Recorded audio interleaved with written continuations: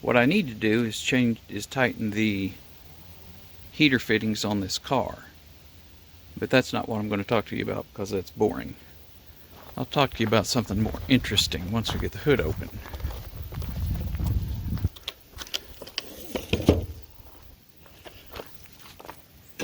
And my inside cable's broken, so I have to reach up inside here and yank the cable by hand.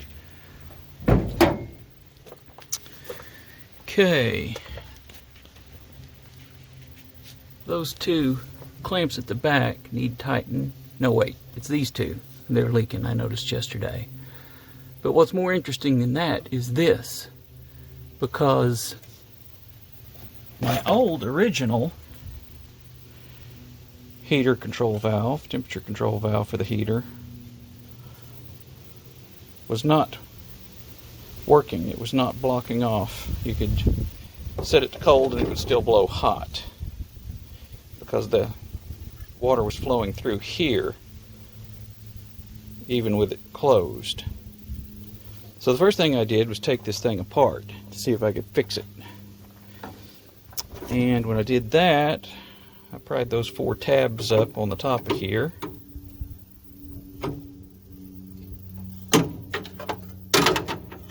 Yank this apart. Lo and behold, there's the gizmo there that turns inside. The problem is, I don't know if we can see it. Walk over here in the sun.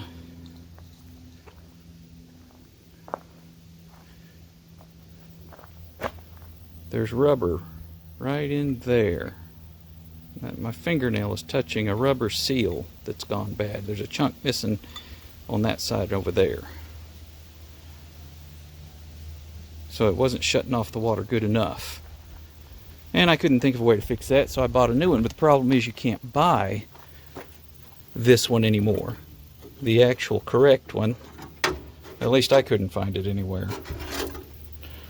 What you can find that everybody has, pop this back together and set it aside. What you can find that everybody has is this. 4 Seasons 74643, and I think somebody besides 4 Seasons is selling it with the same number. And the mounting bracket is all wrong on the new one. At least for 74 Charger.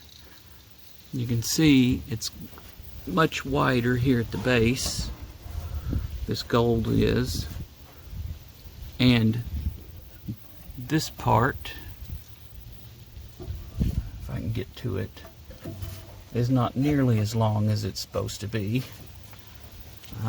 It's got this trapezoidal taper thing going on where it's narrower up here, wider down there.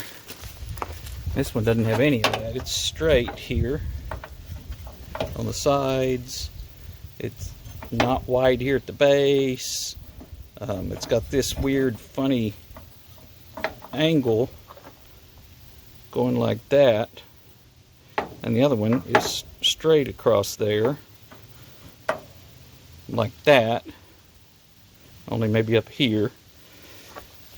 Anyhow, I didn't want to install it. I thought about just installing it and having it hanging in free space, letting the cable and the hoses support it, but I really didn't want to do that. And I really didn't want to try and stretch it and mount it over here where the original mounted. So I made this bracket. And what I did first is made a pattern of what I was wanting to create. So I kind of held up this one and held up the new one next to it and guessed at what I needed and grabbed a pair of scissors and a piece of cereal box and roughed out what I thought the bracket would need to look like. Where it mounts on the wheel or inner fender over there, you know, it has to be angled like that. So this side's going to have to be longer than this side over here. And I wasn't sure what this lip up top needed to look like, so I kind of gave myself some room to wiggle back and forth with it. Anyhow, after I got this cut out and made It seemed like it was about right whenever I would hold the original over there. And so I went ahead and flattened it out, found some 18 gauge steel that was actually out of a 55-gallon drum that I had hammered flat previously for a different project, and I cut out one of these out of steel and then bent it where it needed to be bent, and I got this bracket here.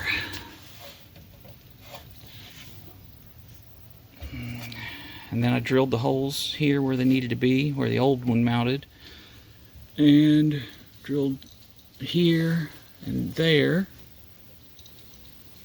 holes on that upper lip for where the new heater control could be mounted, and I welded nuts underneath it so in the future if this goes bad and I need to replace it, I don't have to try and wrestle with a wrench underneath. I can just stick a socket on there and take out those two bolts and disconnect that cable and stick the new one on and bolt it in place. And it sits roughly in space here where the old one did, and it works great. And another thing that I wasn't anticipating, that I didn't realize, my slide control for the heat inside the car was very stiff to use. And I kept thinking it was because this cable needed to be lubricated, but it wasn't. It turns out it's because this arm on this one, there's a rubber seal. If I'd pop this apart again, apologize for the jiggle. That rubber seal right there is grabbing the shaft of that thing very hard, and this thing is very stiff to move.